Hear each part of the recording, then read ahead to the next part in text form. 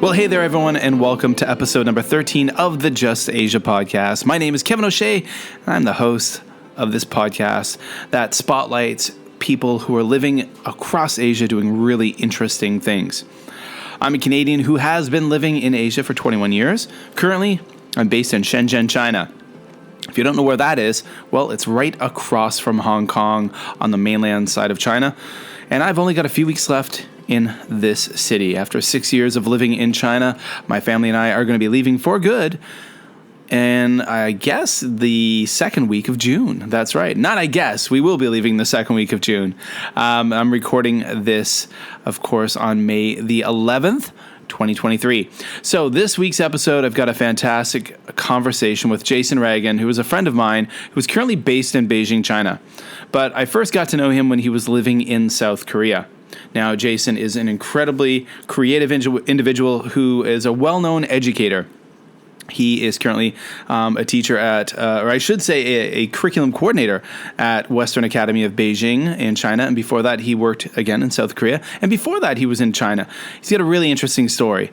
He's a really creative guy. He is a podcaster himself who has an extremely well-known and well-respected podcast called Designcast.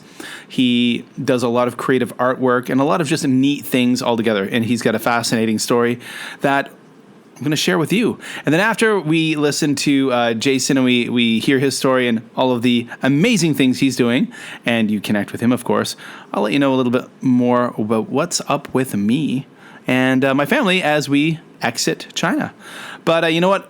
We'll save that for the end of the podcast. It's time to jump into the truly important part of this podcast, and that's for you guys to find out more about Jason Reagin, a truly fascinating guy who is living here in Asia.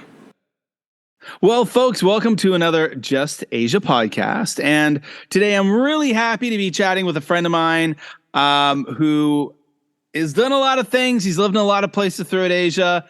Jason Reagin. Jason, thank you for joining us. Kevin, thank you for having me. I am so excited to be here. Thanks for inviting me. Cool. Now, for those of you listening to the Just Asia podcast, you may not have listened to the kind of teaching things I've done in the past. And I know Jason through that world of teaching podcasts, education podcasts, and we'll dabble into that. We'll talk a bit about that. But, you know, I think I really wanted Jason on the podcast because Jason is, this is a podcast about profiling people who live in Asia who are just doing very interesting things. And Jason, you definitely fit the bill there. So it's great to have you. Thanks, Kev. Cool. So it's great to be here. I'm excited. I'm honored. Oh, well, that's very cool. Now, I was wondering if you could just take a few moments to introduce yourself to the Just Asia listeners. Tell them a little bit about yourself and where you are and what you do. Thanks, Kevin. Yeah, absolutely. So as Kevin said, I'm Jason, and I am currently in Beijing, which this is my second stint in Beijing. I was here in 1999 when it was a very different place. So it's really fun to be back. This will be my 11th year in China. And then I've also bounced around. I was in Korea for 5 years. I worked for a year in Bermuda, which was kind of fun too, which is not in Asia, but it's just something fun to. It's a really cool place to think about. Yeah, it's cool. It's cool to do that. But so I'm currently at an international school in Beijing, where I am one of the curriculum coordinators. And so I work with middle school teachers, and I help them develop their curriculum further. I coach them through, looking at inquiry, looking at project-based learning, things like that. And so that's what I do currently. So that's awesome. That's me in a nutshell. Cool. Well, you already mentioned that this is your second stint in Beijing, your second stint in China. So could you tell the listeners a little bit about that Asia origin story, as I like to call it? Dude. How did you find yourself in Asia? Some of us find ourselves here accidentally, like me, and others, there's a bit more planning to it. So how about you? Yeah. Mine was completely planned and intentional. It was not intentional to be more than a year, but it's turned into most of my adult life, which is kind of crazy. But so I was actually doing my student teaching in my home city and state, and I did a year of first year teaching. I didn't really enjoy it that much. It was a lot of record keeping and a lot of things I did not think I was going to have to do as a teacher. And so one day I was driving home listening to NPR, and an ad came on talking about teaching English in China.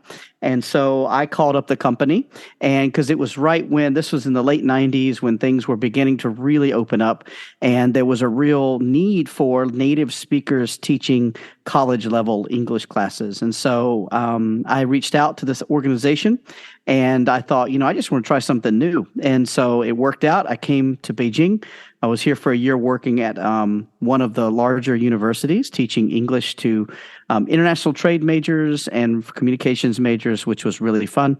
I expected that to be a one and done and to be completely finished, but it turned into a lifelong in and out of China for lots of different reasons. And so, that's sort of the origin story of how I got here. Mm-hmm. And it was the farthest thing away from where I lived that I could do. So that was kind of my prerequisite, was it had to be as far as I could possibly be around the earth or whatever from what I was currently doing. So that's what got me here. And then I got the itch, and I couldn't let go. Nice. Wow. So, and you've been an international teacher ever since, right? For the most part, yeah. This will be year 25 teaching, and year 19 in the international circuit. So yeah, almost 20 years of being in an international setting. Cool. Wow. That's really awesome. It's so you're intentional. I guess, for me, maybe it's similar. I mean, I was intentional about coming to Asia. But like you, I planned on doing it for 1 year and a one and done, and back I'd go to Canada to continue another career. But that the part about staying for me 21 years wasn't intentional. But here we are, and you mentioned something just kind of at the introduction. You said that you were in Beijing in 1999, and now you're back, and it's changed so much. I'm curious. Because I didn't come to China until 2017.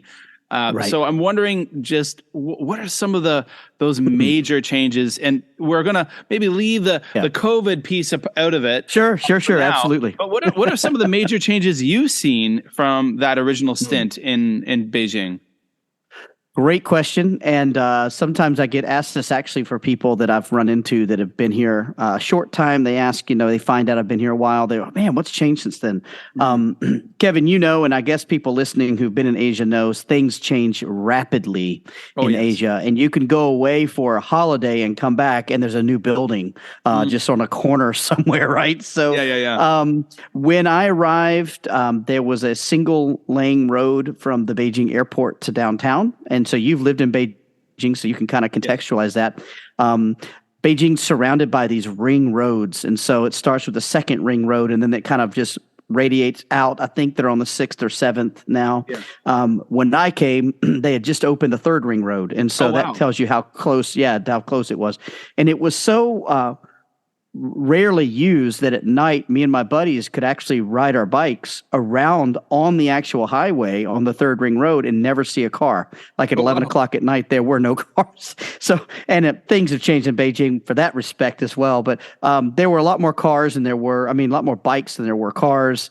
You used to there was one store in the whole city where you could get cheese, where you had to go once a month to get your cheese, and so it was just a really different kind of world. And there definitely was no, everything was written in Chinese. There were no places really outside of like certain Western style restaurants where things were written in English or any other language for that fact. Now everything's in pinyin, so you can read it whether you read Chinese or not. And so it's definitely more accommodating than it was prior to that.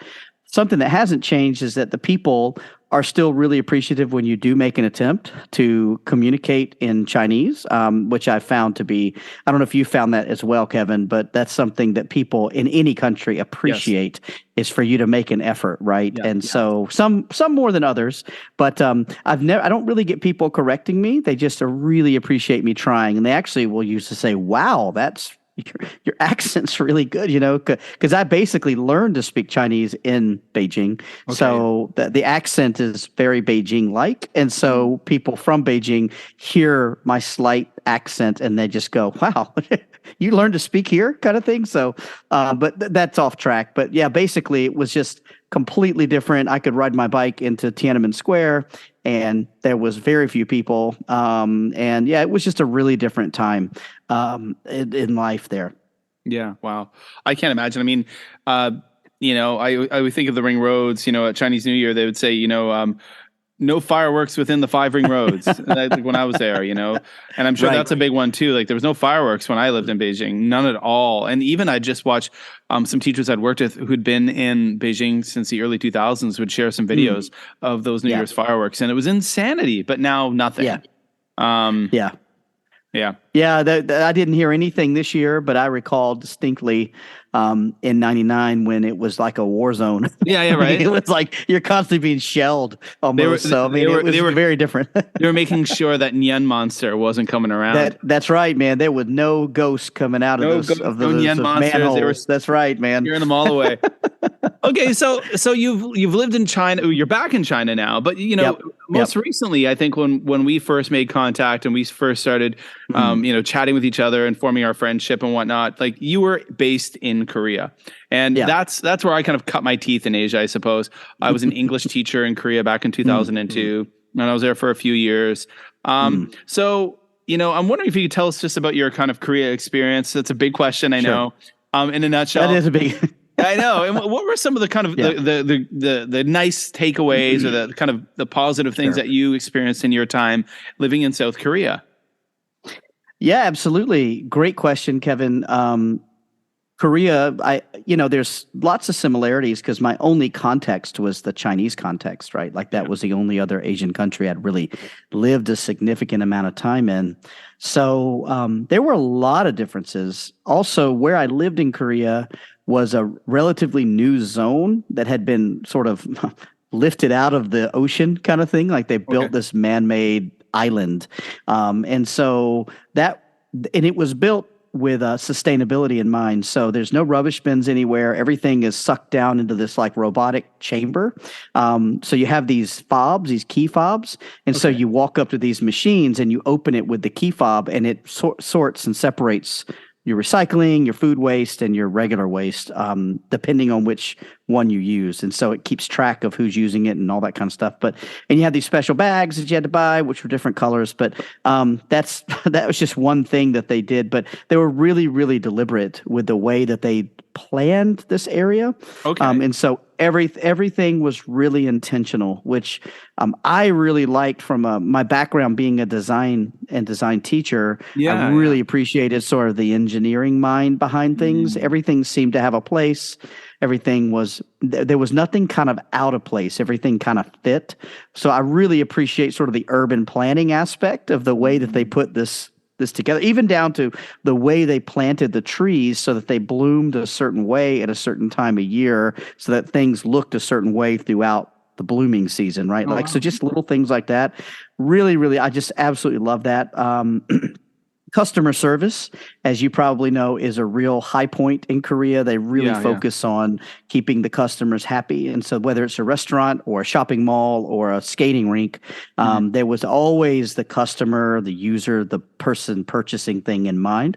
So I really appreciated sort of that level of service, I guess, which is in Beijing, it's different. There is a lot of customer service, but in outer parts of other parts of China, it's not always the high, like the focus. Customer service. So, so it's just, and also there's an American influence. There's a Western influence in Korea that doesn't really happen in China from the years and years of military cooperation, I guess you could call it, in Korea. And so there was a, like a Costco right next door, and there was a Texas Roadhouse, and there was a Shake Shack, and there were all these things within walking distance from my apartment, which it was kind of interesting that I could go and be in a place and everyone's speaking English. Everything was written in English. They had Western sizes. So I kind of always called it America 2.0. Kind of like the things that could be, I guess you could call it. So, and it was really difficult for me to learn any Korean because everyone insisted on speaking English to me, because they all studied English and they wanted to practice doing that, which I don't find to be the case in China, which is okay. I don't mind that in China because I expect it. But in Korea, it's really hard to learn. I think you'd have to get into like an interior village area to really be kind of dependent on learning Korean. That's kind of my impression.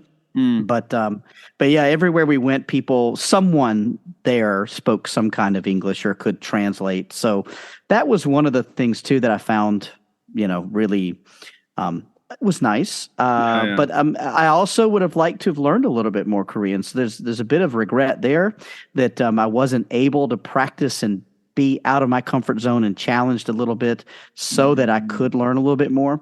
I also owned a car in Korea, which was really an easy process. So we drove around a lot, and all the signs were always in both Korean and in English. So it was, and the road system was second to none. I've never seen anything like it. So everything just really kind of worked. I don't know if that makes sense, but everything just kind of it does. Had its place and fit and worked. And so I found the people to be quite lovely.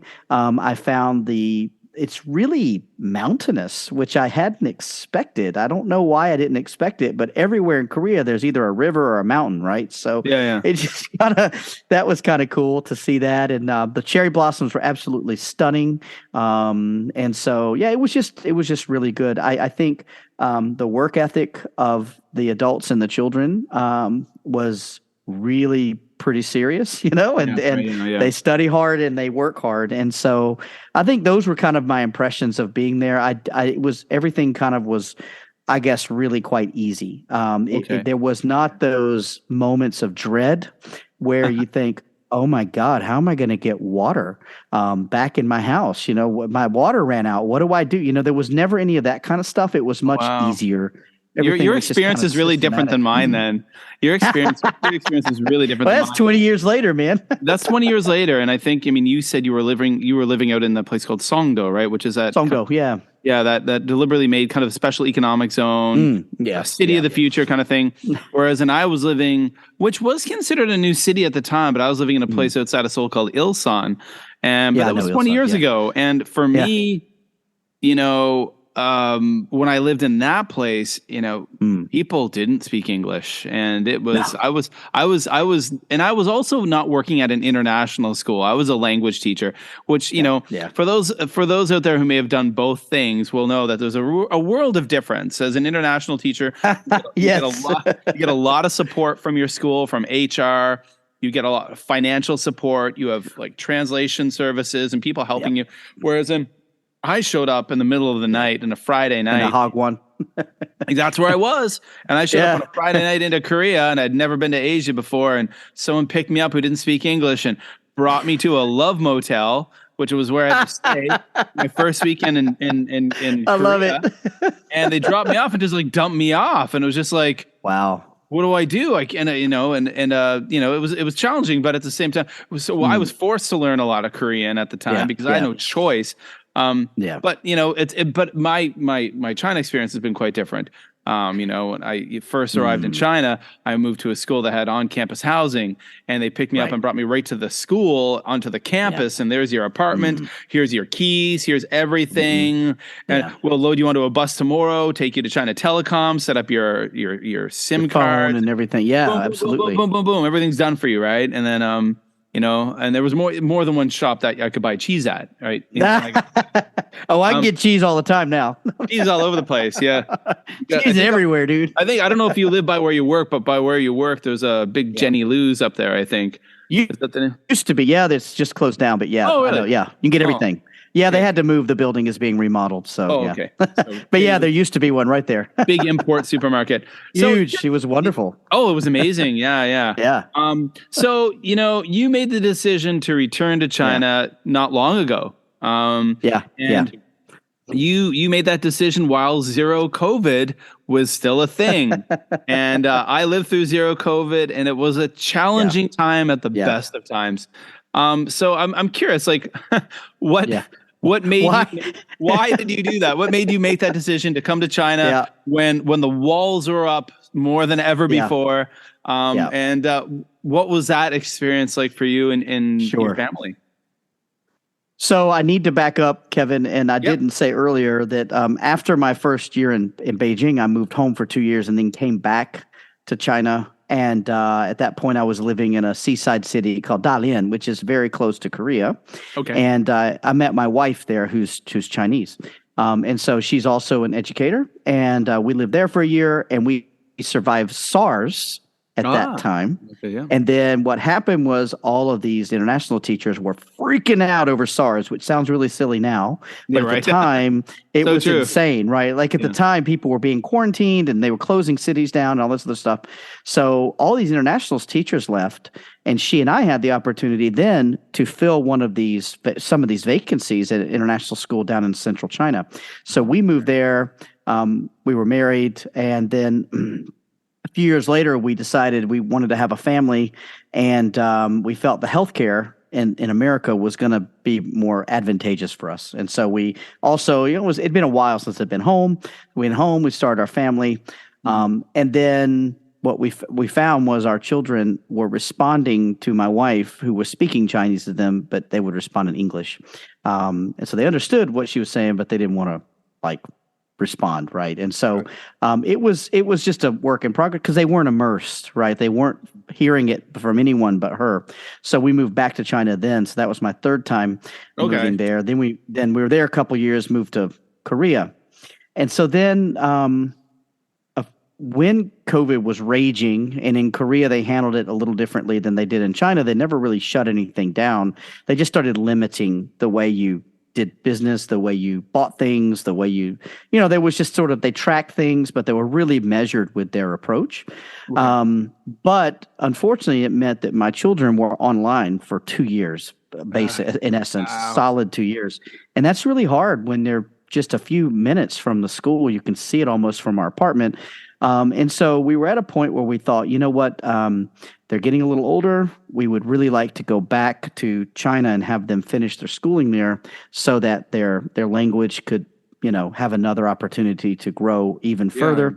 And so that was when we decided. And I guess we saw the rest of the world starting to emerge, and we thought it's only a matter of time before China follows. And so we took a gamble, and it paid off. It was rough in the fall, but at some point it just all switched, right? It all shifted. So that was kind of what we did. Another thing is my wife actually stayed in Korea for 1 year because we weren't sure if my kids' visas were going to happen.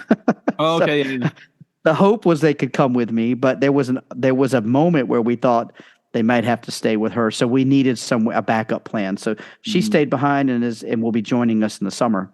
But luckily she's even been able to visit, which has been great. So yeah, things have really changed. Oh, that's fantastic. Yeah. And now, so you arrived back in China, fall of 2022.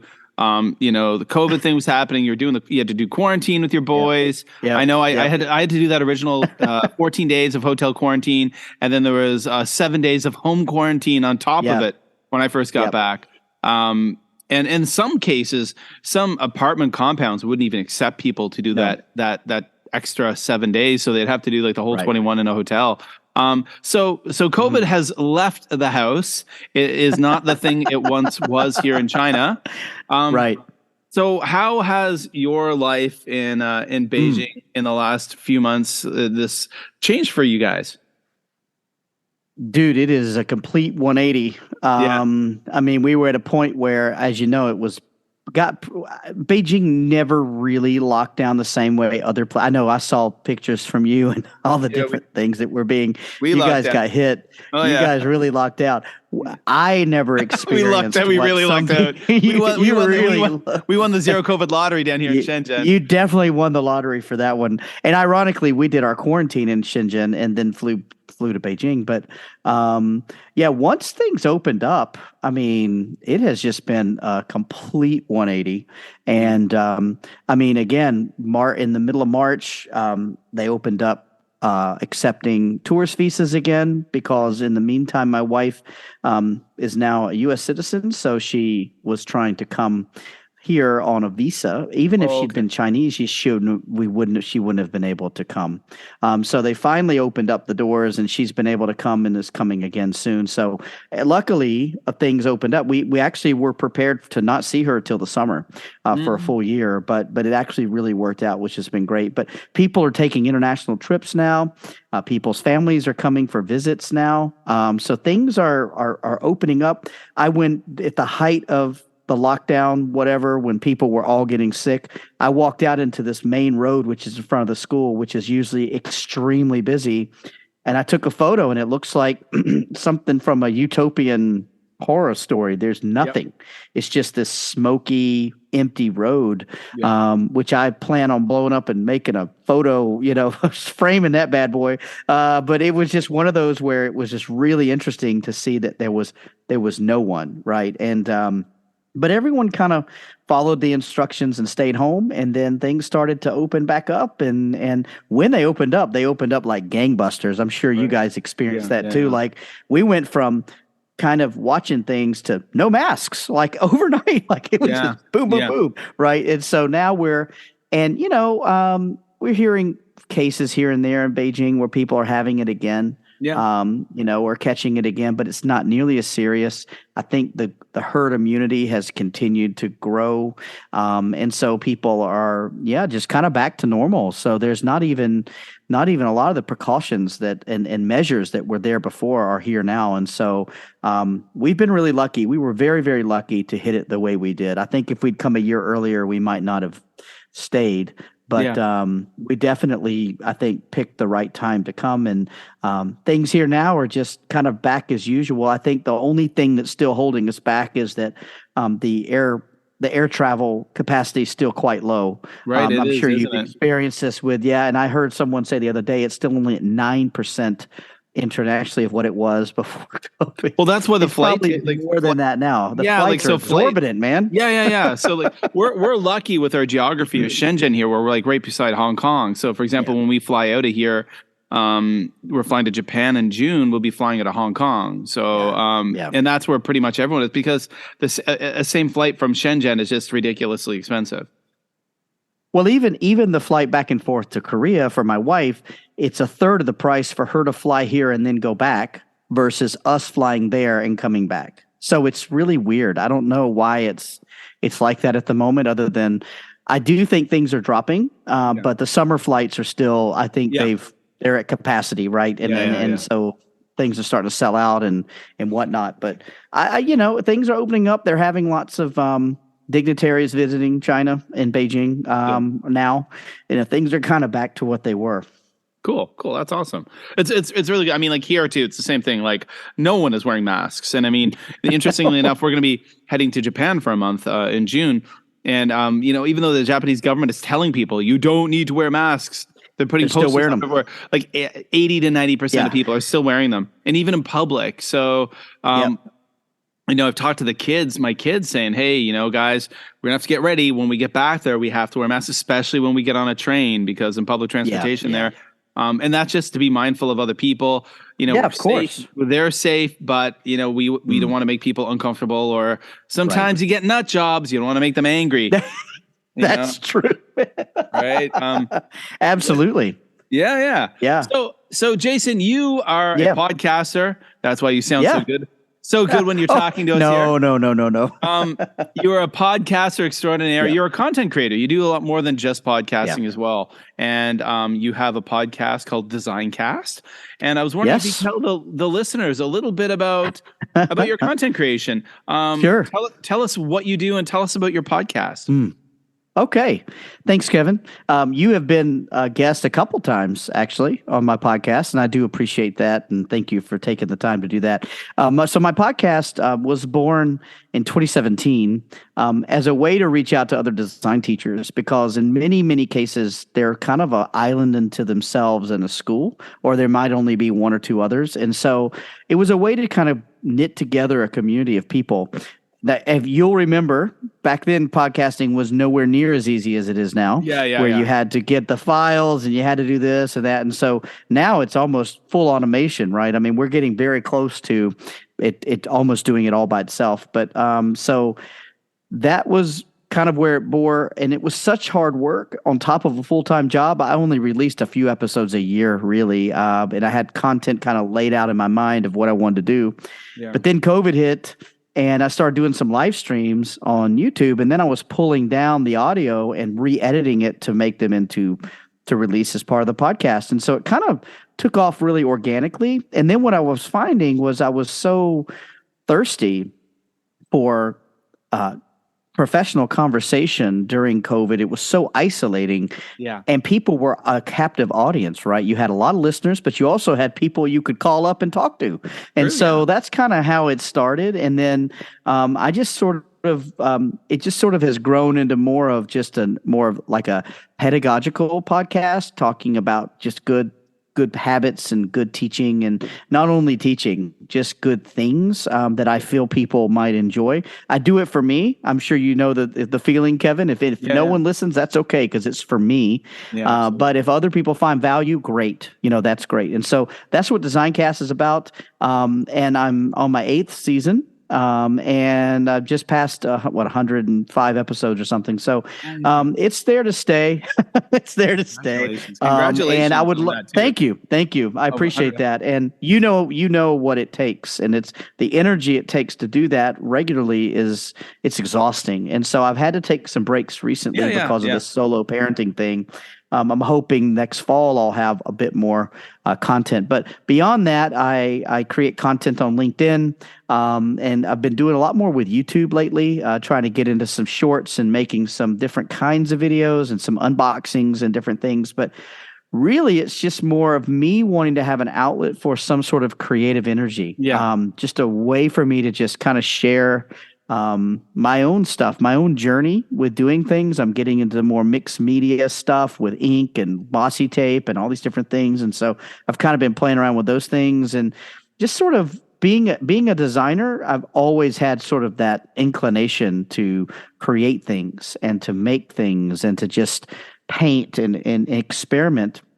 And so I'm hoping we're going to move houses this summer as well. I'm hoping to find a place where I can have a bit of a studio space where I can just sort of experiment and do things. But I've been sharing that process through like time-lapse videos and different things on some of the social media stuff. So there's been that. But I also do a lot of kind of behind-the-scenes work with some of the curricular organizations. And so a lot of my content creation is things that my name will never show up on, and that's okay. I just feel like I'm giving back to this field that's been so good to me. And so I'm happy to give that back. I'm happy to share my experience and expertise with that. So yeah, that's what it's all about, man. Awesome.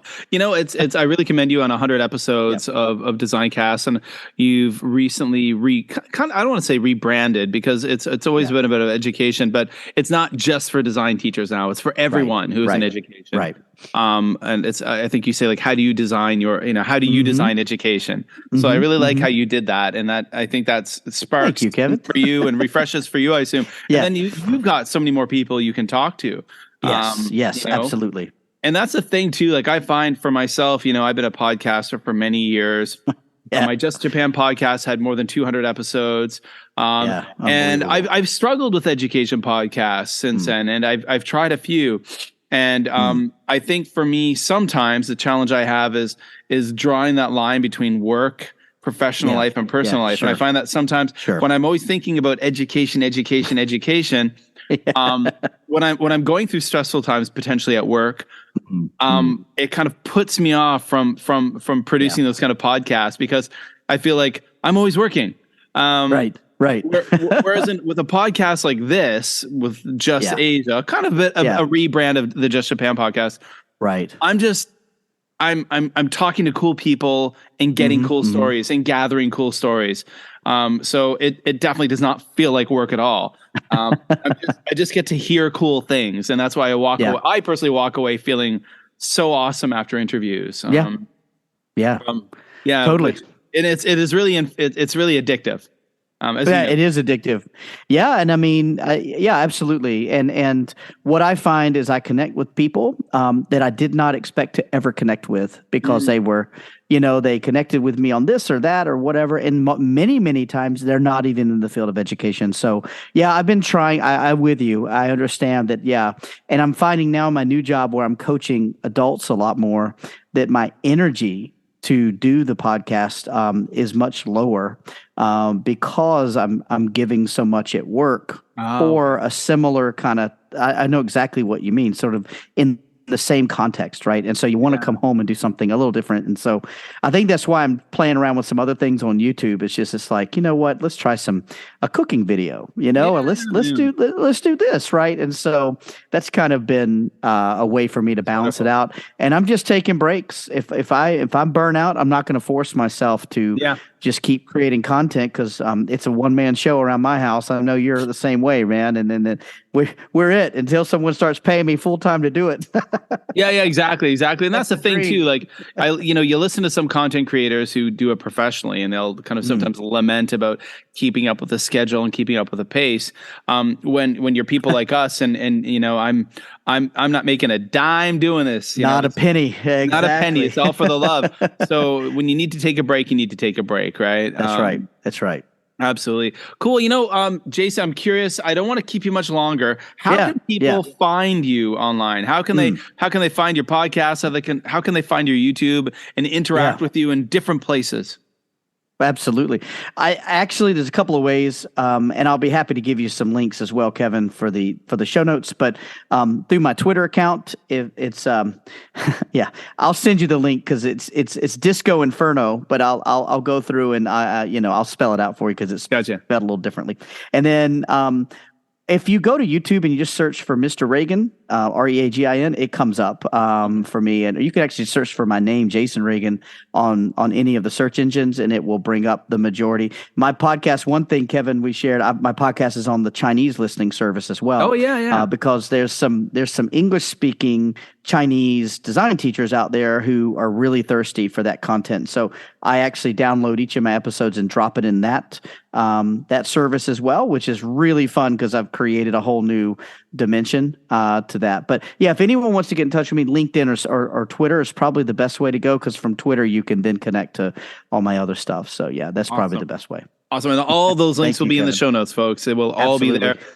So go click on those, go follow Jason, go listen to Design Cast and all that stuff. Jason, thank you so much for sharing your really interesting Kevin, story. Absolutely. You've done some neat things and you're doing neat things, and that's what this podcast is all about.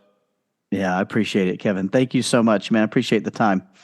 All right, folks. Well, I want to thank Jason so much for coming on episode number 13 of the Just Asia podcast and sharing his story. It is a fascinating story. Again, Jason, thank you so much. I know you guys enjoyed it. I always love the opportunity to sit down and talk with Jason because he's such an inspiring guy. Of course, you guys go and follow his podcast, Design Cast, anywhere where there are podcasts, Spotify, Apple Podcasts, you name it. Just do a search for Design Cast, of course, and go over to YouTube and follow him at Reagin Creative. That is Reagin Creative. And those links will be in the show notes below. So go give him some love over there and see what he's up to. And of course, the podcast episodes are over there on his YouTube as well. So go check that out. And again, thanks, Jason. Now, for me, as I mentioned at the very beginning of the podcast, we don't have much time left here in China, my family and I, just a few more weeks left. And wow, it's insane how busy things have been.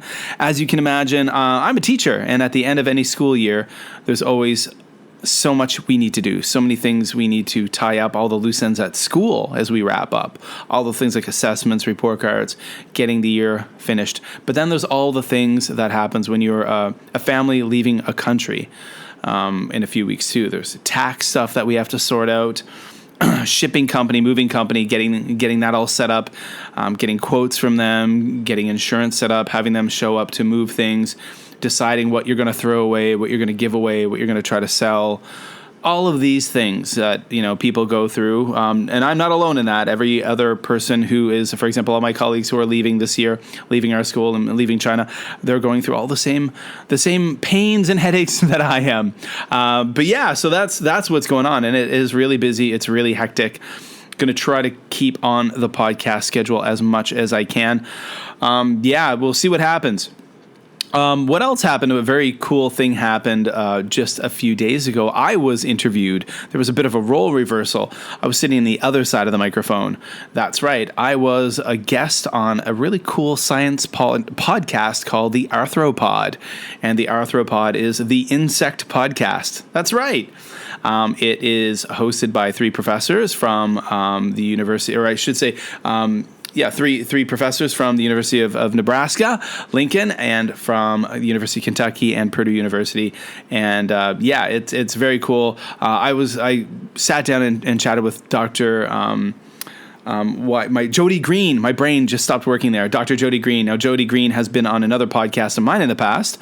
One I have called the Nature Talks podcast, and that's an environmental education podcast. But she was a guest on that at one point, and it was a fantastic conversation with her, a Canadian living and working in America as a scientist. Now, they wanted to chat with me as a non-scientist who is a bug enthusiast, a nature nerd, an insect nerd, and they wanted to find out how I use insects in education as a tool to connect children with the outdoors and nature. So that was a very fun conversation. That podcast will probably be coming out in a few weeks. I will share links with you. Probably I'll talk about it in the next episode of this one. It hasn't dropped yet. It's not available yet, but it will. And when it is, I will share it all over my social medias for you guys to listen to. Yeah, what else has been going on? Well, that's really about it. I mean, there's a lot going on, a lot of insane stuff. It's been a frantic, busy time as we try to, again, just move on. So on the 12th of June, we will be leaving China for good. And we will be spending the summer, as I said, in Osaka, Japan, and in a small town in Canada called Cornwall, which is in Ontario, not far from Ottawa, not far from upstate New York and Montreal. And we just can't wait. We're really excited. And then we'll be starting things again. We'll be heading to Malaysia in August, and it's going to be amazing and exciting. We've got some other really cool news. At least right now, the plan is I'm in the process of applying to and starting my master's in science. So I am planning on starting my master's in science in entomology, which is insect science. Again, for those who don't know that side, I'm an environmental educator. I'm really passionate about the outdoors, about nature, about conservation, but I'm very specifically passionate about insects. So, hey, we all have our geek flags to fly. Mine just happens to have a grasshopper on it. Or a spider. I like arachnids too. So yeah, that's really cool. So it looks like I will be, if all goes to plan, I'll be starting my master's in science in entomology from the University of Nebraska coming up in September. And that'll be part-time online over the next few years. And then yours truly himself will be a scientist, which will be cool. And we'll see where that takes me. Maybe a career change in the next few years. Who knows? Or maybe not. Maybe I'll be just moving into the world of secondary science education as opposed to working with the smaller people in my school. We don't know. We'll see. We'll see where it takes us. All right, guys. Well, that's it for the Just Asia podcast. Again, hats off to Jason Reagin for sitting down and talking with us in this episode. Go follow me on Twitter if you're a Twitter person at Mad4Maple on Twitter. I'm very active on Twitter. You can also, of course, follow me on Instagram at JLandKev, lots of fun stuff about travels, food, my family, the kids, things, life in Shenzhen, China, life in Osaka when I get there, all that stuff. I also have an environmental education Instagram called Cheese and Wildlife. These links are all below in the show notes. And of course, we have a Facebook page for the podcast over at Just Japan Stuff on Facebook. Go like that. And of course, follow me on YouTube at Busan Kevin. I was a YouTuber for years. That's how I cut my teeth in content creation. So go follow that. Check out that. Sometimes episodes of this podcast will be put up there, usually a few weeks later than the audio version comes out. And go do that. Go check it out. All right, folks. I feel like I've said check it out too many times. So I'm going to leave you. I'm going to leave you right now. That's it for another episode of the podcast. I've got a fantastic episode coming up real soon where I chat with Sean Morrissey, who is a neat guy who's a Canadian based in South Korea who does a lot of horror content creation. And he does ghostly, scary, frightening travel, tourism, spooky walks and tours in Seoul, Korea. That's coming up real soon too. All right, folks, wherever you are in the world, hope you're happy, hope you're healthy, and remember, stay safe. Bye-bye, guys.